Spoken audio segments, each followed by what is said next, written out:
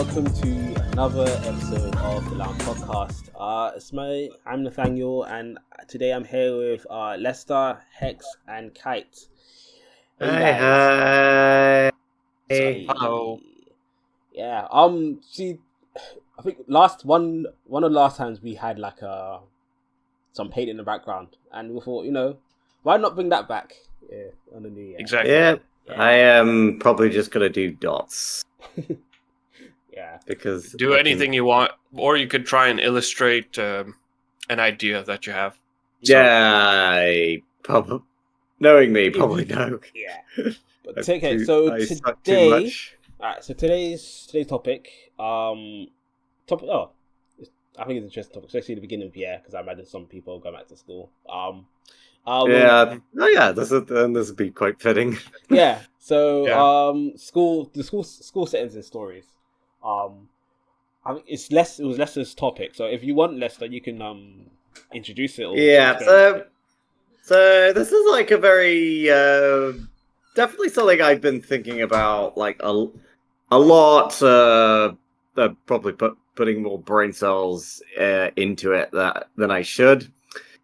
But it's essentially because obviously one of the arguably one of the most popular traits, and not just like the fiction that we sort of write and the media we gravitate towards. I do feel like a lot of that's going to be coming in to discussion, but also it's just the general sense of like schools being portrayed in fiction. This one probably kind of originally wanted to come at this with like a merciless flailing, and while I certainly do have like my niggles at this genre in particular, can I say that I hate it personally? And the answer simply is no, because this is actually a genre I grew up with. Like I am part of the Harry Potter demographic growing up. I'm sorry, but I think that is a topic that cannot be avoided at this point. Yeah. And my mother like dragged me to see that. I only read them recently, but my mother dragged me to watch the movies, and I was terrified by them because I was so pathetic when it came to films. But I always think like Harry Potter is like a really good case study in sort of like the fiction, because I feel like there's two ways schools portray. There's one where schools are sort of the basis of the world, of sort of around which the world's actually constructed by, and it's sort of like this coming of age story in for like the protagonist being taken from either a life he knows or sort of being admitted into something he always wanted, or they always wanted. So to talk about this, like I said, Harry Potter just cannot be ignored. Yeah. And I think it serves as a really good case study of basically stories set within like the confines of a school. Will I say it's the most it is absolutely perfect? No, like I've certainly talked about my issues with definitely some of the latter books and some of the as well as some of the writing around it, but ultimately I think, but it's really does like mixes sort of the the fantasy element within the confines of this of what becomes an overarching narrative, and sort of also playing on, I'm gonna say, a lot of like British the sort of story norms that were popular when they were written. So like outside of Harry Potter, I think I've mentioned this before. Another book I sort of grew up, audio tape I grew up on was for a book called Gruesome Grange, which was this really, I'll honestly struggle to kind of say the synopsis of it because it is such a strange book. It was written by Anthony Horowitz. Horowitz. Yeah, Horowitz, Horowitz. thank you. And I always call it like the anti-Hogwarts, where it's a similar case, but it is sort of the reverse, where it's more of like a horror than sort of the mystical Wonderland. So obviously, like, there's that side, and then there's also the side where a school is just there for the world. It can be like something like Bleach, where Ichigo is a high school student. He has to go to school, and there's nothing special about his school. Like, if anything, it is the kind of exactly the kind of schools you see in Japan. The sort of tiered structure, and it isn't like it doesn't serve as like the sort of the main crux of where this where the narrative plays. If anything, it's barely spoken. It's barely touched on. Yeah, and backdrop in it, yeah. Yeah, and like for me personally, I have definitely gone with the latter for my one of my books. And it brings like to the forefront of like why have a school in the first place, and also. And I always think, like, a lot of this goes back to just sort of that feeling of, like, adolescence. It's sort of where, the world isn't as scary as it may have been when you were at school. And but as you're sort of going through it, it's like this it's like a coming of age. It I think makes you who you are. I think anyway, that's end of my sort of trying to set the scene. I'm going to leave this like open to you guys to sort of pick apart and interpret. I'll come back sort of when I've thought of a few ideas, but I definitely want to throw it back at you guys. So I'm just going to mute myself while that goes on. Okay, yeah, no worries. Yeah. Thank you. You covered like quite a few. Yeah, you left like a lot to be covered here, which is really good. I would say like one of the things I feel which is really interesting about school settings when it's being used like really effectively is how it can play double duty of it's a coming of age story and also it's kind of like a tutorial as well, whilst also having a place to develop the characters. So you can have especially if you have a fantastical world where there's a lot to learn about the magic system and that stuff, and there's a lot to learn about the characters. You can have a school setting that helps teach them, and it comes off more as a more organic way of teaching them than just being thrown into a world and you're now being told manually. Obviously, that can work too, but like in a school, it's just the most natural way. It's like, okay, I need to learn about something. Okay, cool. Where do I learn it? I learn it at school. It's like it's just kind of it just works. It fits in that sort of regard. And also I guess in terms of like the fantastical and like some of the advantages it has in that is like it helps kind of connect or bring the reader into that world of the fantastical in a setting where ideally nothing super bad is meant to happen. Well, like depending on the story and the genre and everything, that could be that kind of varies. Like again, we just made like Lester mentioned, you can't avoid it. Harry Potter. It's this fantastical world, like the school's a fantastical world in a world predominantly, I guess, it's a hidden world, hidden magical world in a world which you would perceive normal or otherwise, and the school itself is like the setting works, but like you think about it, it's pretty darn dangerous there. Okay, it's not as dangerous as I guess the stuff they deal with, so fair enough. Like in that regard, like I guess it's all a matter of perspective by that point. But like this, like okay, like stuff like oh yeah, if you go here in the forest, like you'll die. It's like, okay, well that's just like you let the kids. Well, that's kind of yeah, you let that's the kids. kind of Yeah, much. it's a bit grim. And it's like you let the kids do that, but like pretty because yeah, pretty grim.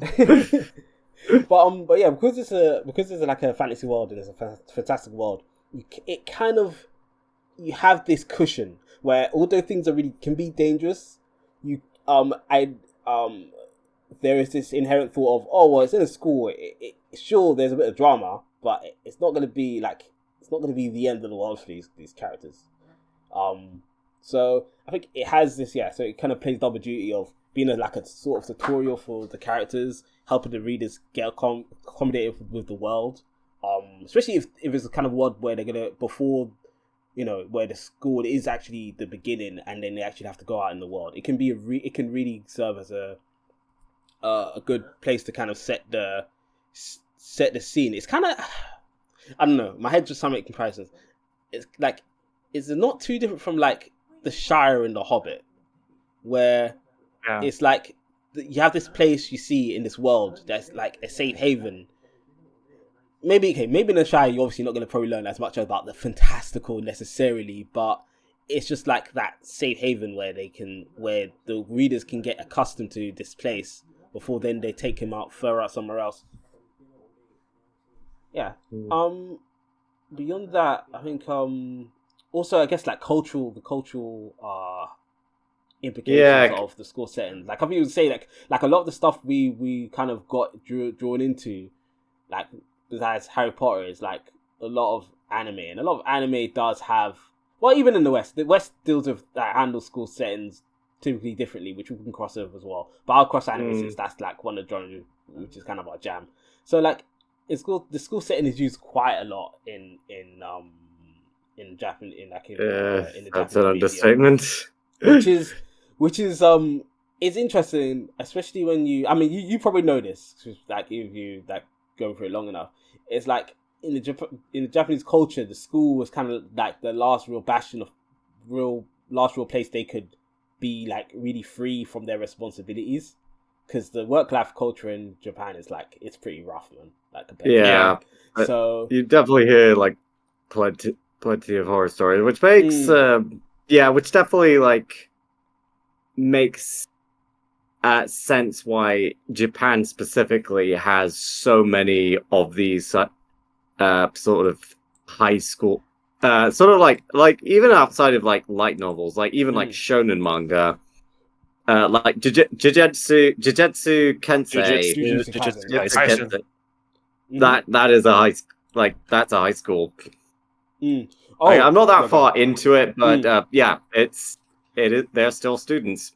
Yeah, that's actually it's a bit of that, but it kind of drops the high school setting very very quickly. Yeah. Without saying too much, because it's honestly don't say too much. Please don't say too much. You're gonna enjoy the ride. Yeah, it's really worth saying. But it's kind of like what I mentioned before, where it's like the school is the safe haven, and then everything outside that school, it's like, well, I hope you learned enough in the tutorial, because good luck to you now. The cutscenes, like the tutorial cutscene's over, my guy. So Jujutsu Kaisen definitely, it's kind of an outlier in the sense, or I mean, it has the high school setting, but it doesn't stick around for too long compared to most shows or most stories. I can think of another example that's kind of an outlier, as far as high school settings are concerned. So, I should probably preface this. How many folks here have seen Revolutionary Girl Utena? I have not. No. I know what it is, but I have not. So I think Utena has a very unique handling of the high school setting. Now, when we think high school setting, we typically think, going to class, shenanigans, that kind of thing. But have you ever really thought about what school is supposed to be preparing us for? Not just for education. School is also supposed to prepare us for the aspects of adult life. This means we get familiar to the aspects of cliques, groups, learning how to work with people from different backgrounds. Oh, I think you might have cut off, Kite. That unites all of this is a semblance of people, classes, divisions. We are aware of all of these aspects all at the same time. What Utena's school setting is actually an allegory for, it's an allegory for society as we know it. Now, Utena and company are high school students, but what makes the core of the series is a conflict between Utena and the hierarchy system of the school. The school council, as we know, are ruled by this entity known as the End of the World. Their main claim to fame is the Rose Bride. The Rose Bride is basically something of a status symbol for everyone within this council. Now, I should mention the school council is made up of both men and women. So technically speaking, anyone can marry the Rose Bride in this sense. Utena, however, finds this system to be repugnant, which, when you think about it, could just be an allegory for being very much against the patriarchy or patriarchal standards. So in this sense, Utena is actively fighting against a system that is corrupt that makes Anthe, the Rose Bride, an object of desire.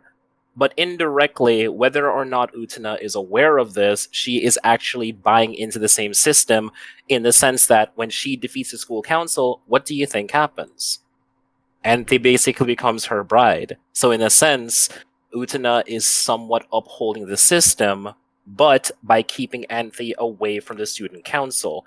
So because of this, what we end up having is Utena kind of becomes a center of attention throughout the entire school. People already knew she was eccentric due to the fact that she kind of tries to carry herself around as a masculine figure. But right about now, she is actively uplifting the campus's system in the sense that she isn't necessarily marrying or holding on to Anthe for the sake of the status. She's doing this as a way of protecting her from the corrupt system. So I don't want to delve into it too much because Utena has so many different angles that we can discuss, but I want to focus on the End of the World. I have an interpretation of that. I have mentioned that the student council, they are ruled by the End of the World. However, he's never really named. He's not named until much later, but I think what the End of the World is supposed to represent, it's the world beyond the school, the world beyond when you graduate. This idea of once you're past the studies and everything, you are going to be met with the cold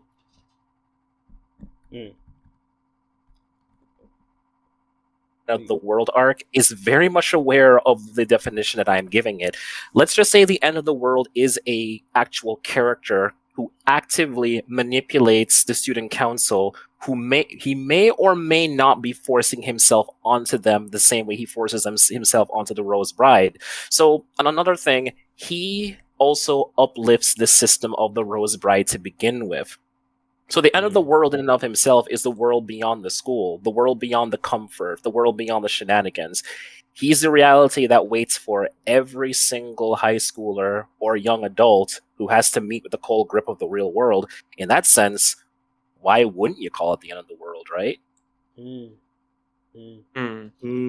yeah, that's a good point. Like, especially because like going back to like just how the culture. Well, I think in most schools, like going through school, going through completing school, complete uni is a new stage in it. So it's the end of one thing and going into another. But I think it's very telling in this regard because this is an anime, I believe. That they call that the End of the World. So and I think I was going to I didn't have any specific examples. I was going to be really quick, but I was just going to say just by the culture, obviously the culture and the life you live in inspires what you write and everything. And just by the culture of what, their life and their culture is the reason why school is so prominent in their stories, because it's just like that time where they could really be themselves and dream and obviously, but when you look back on it, it could be nostalgic, and I think that's a big reason why it kind of seems like, oh, well, what's a cool place to do a setting? It'll be in school. But not only that, but the school setting can is a lot more versatile than I think most give it credit for, or at least how it gets boxed in. Because I feel the Utena example is one of the best ones that I can point to personally. Because 9 times out of 10, what it really boils down to is, what is the going to classes, making the grade, and of course that's fine by itself. This is a school after all, but this aspect of it being also a microcosm of everything we are meant to face in society. At least that's the role that schools should be preparing you for, mind you. Mhm. They're Mhm. supposed to be preparing you for that. And I feel no other well, there is another title off the top of my head that I can think of, but I'm just not remembering the name now. But Mm. what I'm mostly getting at is Utena is very much aware of what a school should be preparing you for. And Mm. even the deeper we go into the series, we still are reminded that this is still all taking place on a campus. At the end, of course, then there's a whole subject of Utena being the prince and all of that, yada yada. Which again, I won't get into, but I can confidently tell you that the longer you go in the series, you do not forget where this is taking place. You never doubt that for a minute. The movie, on the other hand, is where things get a little bit shaky. But to kind of echo what somebody mentioned earlier, something about like Jujutsu Kaisen going beyond the school setting. Technically speaking, Utena's movie does the same thing, but it's mostly near the end. But the writing has been on the wall from the start that the school is something of a prison, something that never really changes. Like it is trapped in this eternal cycle Mm. of every time somebody comes around to shake things up, they are the ones who suffer the most. So it's like the school is permanently in this state of never changing. It's this constant cycle where you go to class every day, you're meant to learn this, do not challenge the system or you will be or you will be made an example out of.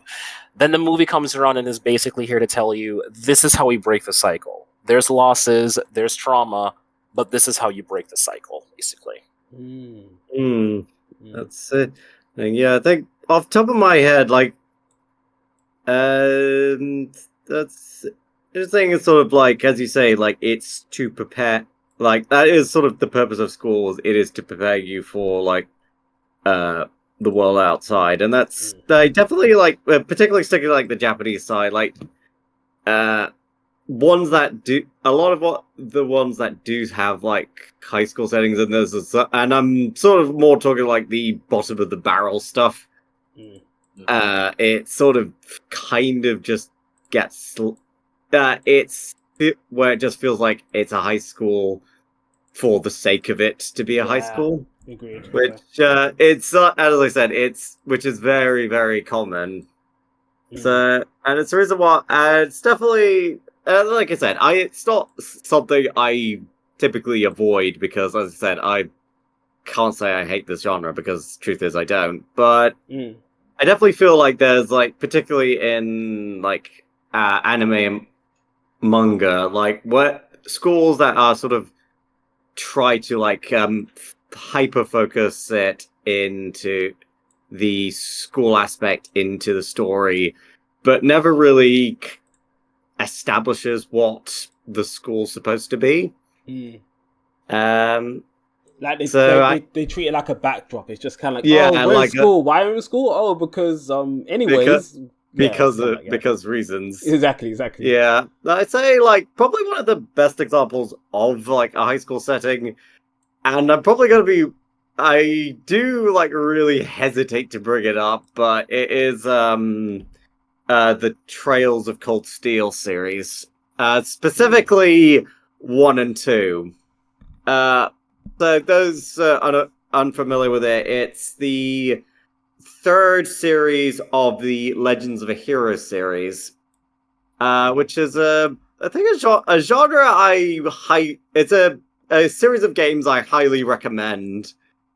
Even though Trails of Cold Steel does a few things, particularly in 3 and 4, that even I can't really get behind. But the premise of it is essentially it is set within a military school within Erebonia, which is sort of the big empire, which is referenced in both Trails in the Sky and the Trails of Azure, of Zero and Azure. And it's also anyone who's like originally play those two games, it's your first actual insight into the Empire and its people. The protagonist this time is a boy called Reen, and he's admitted into the school, but is assigned to a special class known as Class 7, which was a experimental class that was set up by a reoccurring character throughout the series. But it's through the context of like being high school that you learn not just the school, it's like things about the school, but also like the world itself, and also like the place these characters will have in it. I won't spoil them because I think they're while I certainly there's a lot of the as I said, there's a lot of the aspects of the story that I do take issue with, but what it does do well is sort of ground each of the members of Class 7 and sort of get as sort of their reason for sort of attending the school. And then also, and while I definitely do not like, there is a lot of 3 and 4 that I don't like.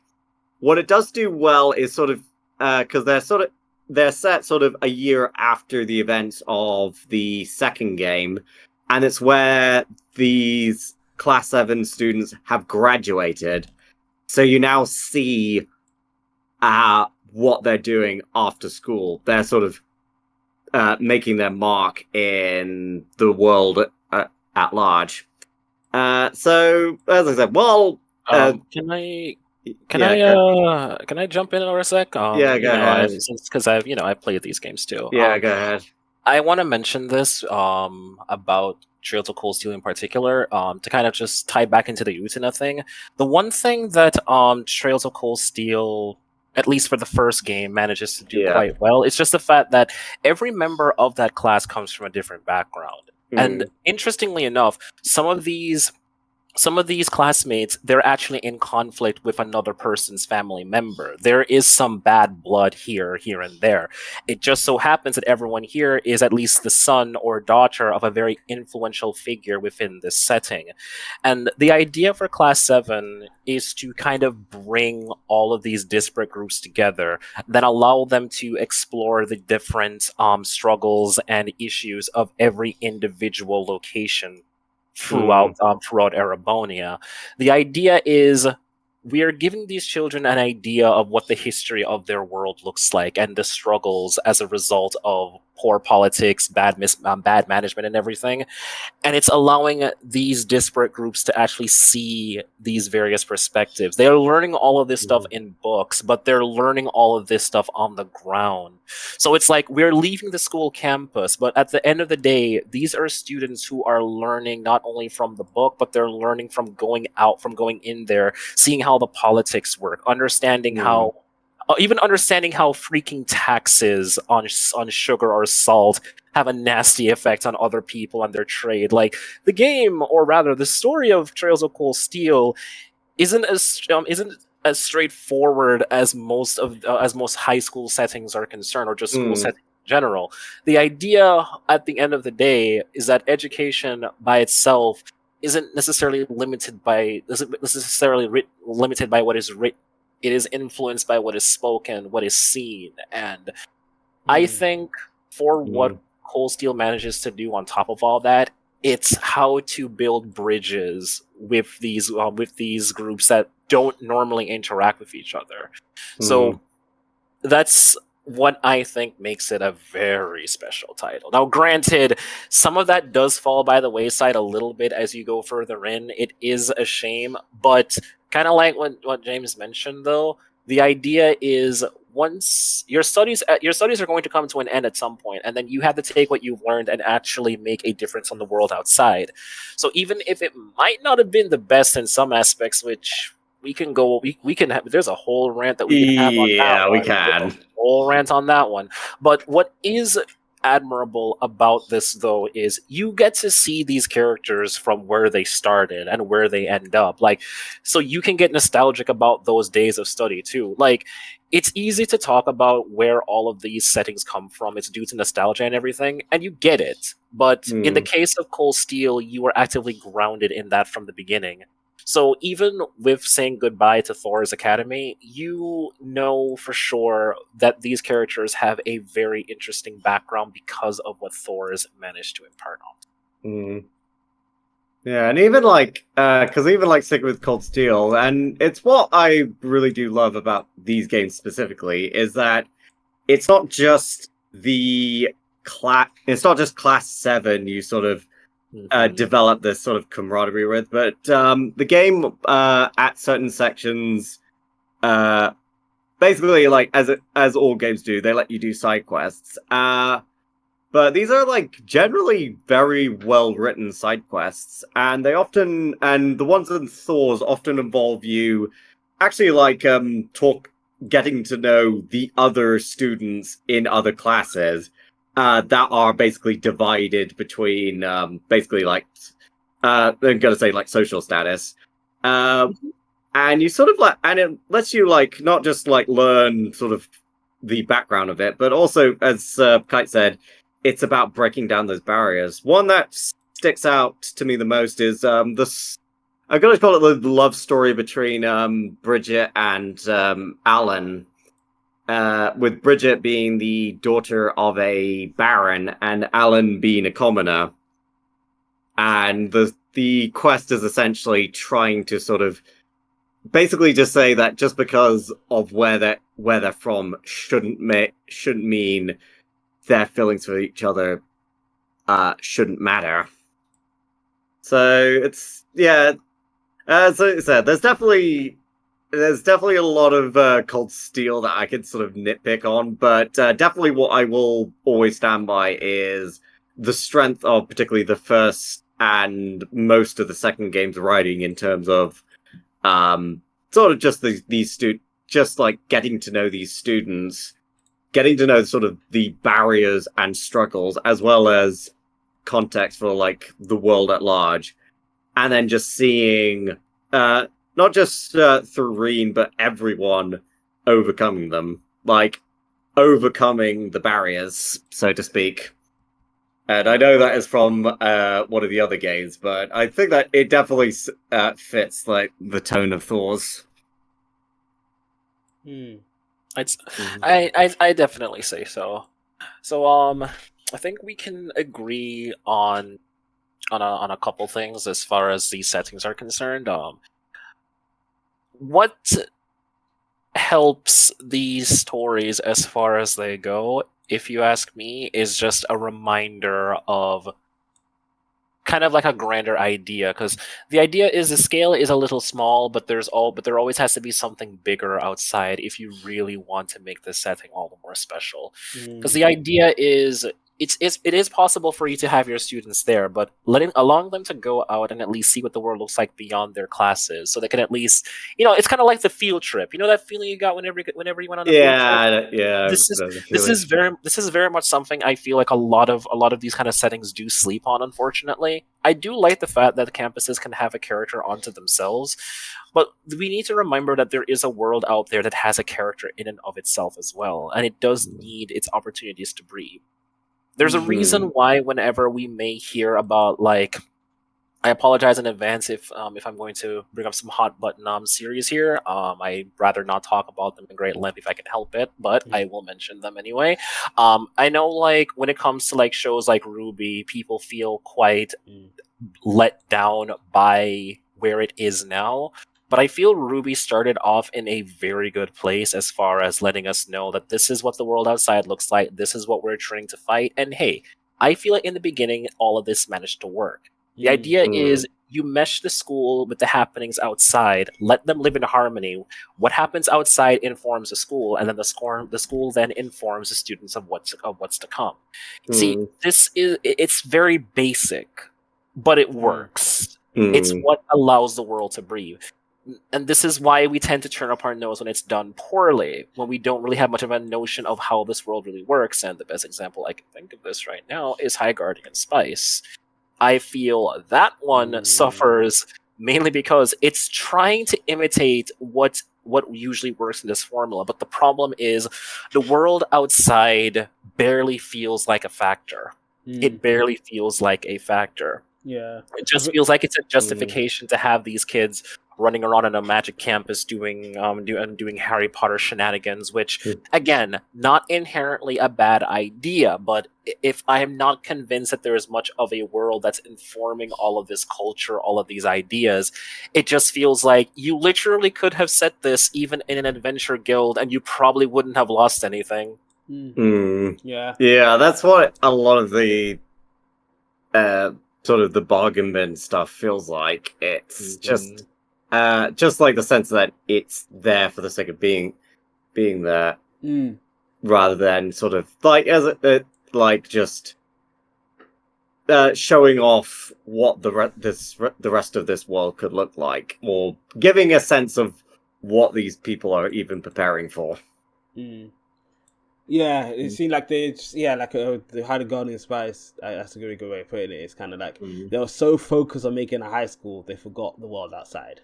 And then basically that's what makes the setting interesting, is that contrast to the world outside. It's the safety net. It's basically the tutorial section where the characters get to learn and about not just the magic and powers, about other people, about different cultures they've never seen before, and how they'll reconcile with it. It's a safe place to do that typically. Because I've kind of noticed this from the moment we started talking about this, because a lot of the examples that we're talking about that have been really, really good in our eyes are the ones that are aware that there's a world outside, and a lot of the goings on the campus are informed by that world's culture and politics. Now, the Utena reference example that I may have mentioned might seem a little bit foreign in comparison, because you don't really know what the world outside looks like. However, you kind of do, and the reason for that is the end of the world is always looming around somewhere, and he's bringing the outside influences that we are very much aware of exist in our world into this setting. So he kind of becomes like a meta figure that is way bigger than our it's way bigger than anyone's understanding within the series. And of course, depending on how you debate it, the end of the world is meant to represent toxic masculinity, hyper conservatism, and all of that. Like, there's many ways you can describe this character in more ways than one, but it's really due to him why I feel Utena never really suffers from the cliche issue that a lot of us have with these settings. He's there to remind us that this is a school, yes, but what society are these children being prepared for? Well, he represents the ills of those society. He holds everything together. He looks suave. He's got everything under control. But when you peel those layers back, you see some really ugly cynicism. And of course, it's not as though High Guardian Spice doesn't at least try to do that, but within, I want to say, episode 1, we dropped the ball on that very quickly. The moment we got to the campus, nothing else seemed to matter. Yeah.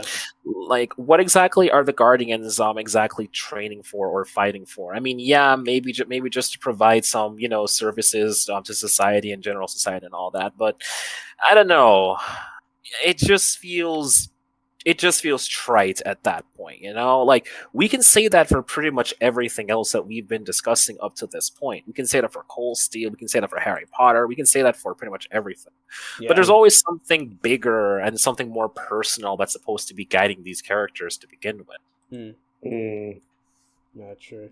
Yeah, I think okay, get to the crux of the issue. It's just like you gotta have to. It's a contrast. Like, the school needs to have something to contrast with to really stand out as the school. Otherwise, if it's just kind of contrast in itself, then it's just it's not the same. Yeah. I don't know. I think you got any closing thoughts on the topic? Or? I have well, for me, my personal thoughts are. I haven't even put my thoughts. I was just listening because it was. But what was it? For me, um, I could say like I mean I'm not against high school settings because I still will sometimes consume stories and Yeah. anime specifically regarding it. Mm. But personally, in my own writing, I try to vehemently go against trying to reuse the high school setting trope. But the whole discussion of like tutorial and stuff, like like how high school is a tutorial or stuff like that, that still feels like it's relevant even when you're writing a very grand story, or actually no, even a minimum story with not much going on. There always has to be some sort of like a kind of stable ground before the character falls off or leaps down a rabbit hole. Let's say whatever the story will be. Yeah, no, I don't know. In my case, I don't know. In my case, I vehemently tried to not include high schools to the point where or I didn't try to include high schools. So my solution was to have sort of like it's not really. It's more like they learn from experience, but the characters but the experience that they gain in the beginning is like they're it's again like a safe haven because the whatever they fight, whatever monsters they're fighting from a land that is kind of already tamed. But then the when they exit the tutorial, it's when they probably leave their own country or their own land and go off everywhere somewhere else. So, but it's I don't know. I feel like high school settings are probably the best way to handle it. It's just I try to avoid using it because I've kind of been tired of the trope. Yeah, I definitely feel you as well. Like for me personally, I have a character in being a high school student, and that's it. Like I've barely written on that. So it's like as I said, like it's a love. I'd say it's like a love-hate relationship because I still consume this media. I still have things about it I like, but I definitely wouldn't really write one nowadays simply because I just don't really think I have it in me or like the interest to actually do one myself. I mean, I'd like to think these settings can be fun. Like my thing is, I personally don't care much for them. Like, despite how much of a glowing a glowing reception that I am giving to Utena, I could even mention Witch from Mercury if I really wanted to. Yeah, but that's not like what you said. Utena to Witch from Mercury. But sorry. Yeah, like I genuinely feel the setting has been a bit overblown, and the reason why a lot of us are tired of it, or why a lot of us are very disillusioned with it, is for the reasons I mentioned earlier. It's just this could be set anywhere, but we just for whatever reason we just want to put it on a school setting, which again, not a bad thing by itself, but if you're not doing much with the setting, it's gonna be very easy for anyone to get cynical. So like I've had the benefit of enjoying a lot of stuff that just so happens to be set in school settings, like Utena, Witch from Mercury, hell, even some of the video games I play, like Cold Steel and Manichemias 1 and 2.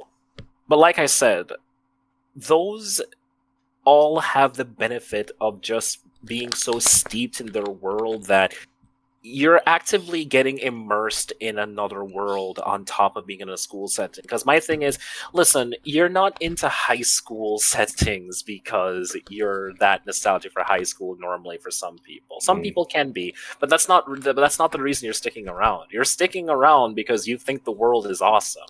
That's what you're here for. Like, I play Manichemias 1 and 2 because I like the world that they have. Let me give you like a brief thing real quick on what makes this setting cool. Alrevis Academy is not on the ground. It is in the air. It is held in place by this massive tower known as the Wind's Corridor.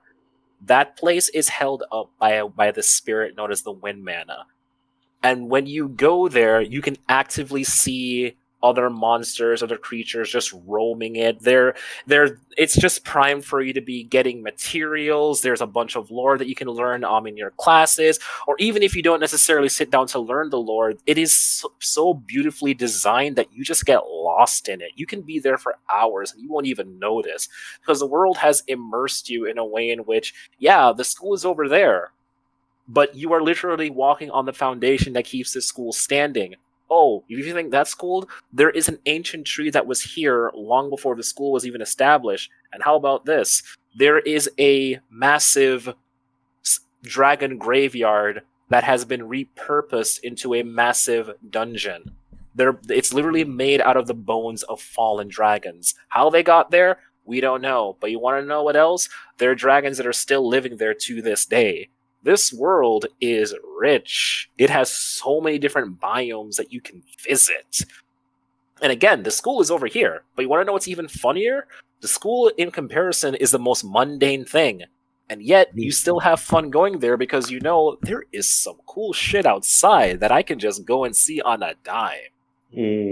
That's what keeps me coming back. The school is mundane, yeah. But here's the cool thing.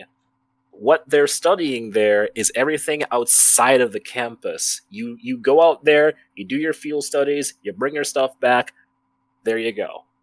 That's what I think keeps you coming back to these settings. You're not there because of the grades, you're there because of the cool shit, and that's perfectly valid. Well, I guess you're there for the grades, but you stay for the cool shit. Exactly. Or rather, well, I'm mostly there for the characters, really. I'm mostly here for the boys and for the boys, girls, NBs, or literally anyone at this point. Let's go, people. Let's go. Let's go. Well, everyone, that's a good topic for today. Yeah, thanks for joining, and we'll see you next time. Take care. Bye. Bye-bye. Bye.